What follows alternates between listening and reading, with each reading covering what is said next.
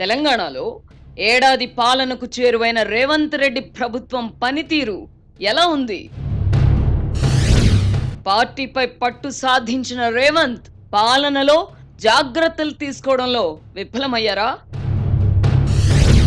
పాత పథకాల కొనసాగింపు, కొత్త పథకాల అమలులో రేవంత్ సర్కార్ బ్యాలెన్స్ తప్పిందా? ప్రజల్లో రేవంత్ క్రేజ్ తగ్గకపోయినప్పటికీ ప్రభుత్వం పట్ల ఫీల్ గుడ్ ఫ్యాక్టర్ ఎందుకు లేదు?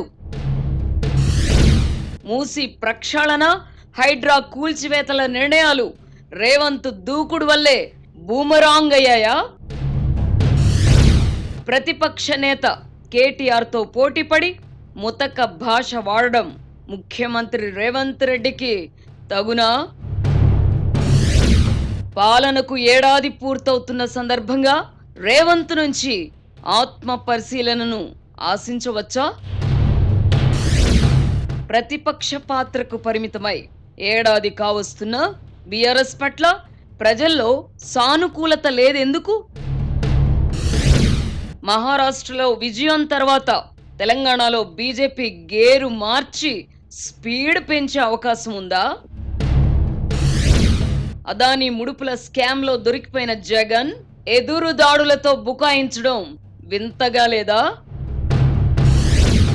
ఏపీ నెత్తిన 1,00,000 కోట్లకు టోపీ పెట్టిన జగన్ రెడ్డి సంపద సృష్టికర్తనని పోజు కొట్టడం వంచన కాదా?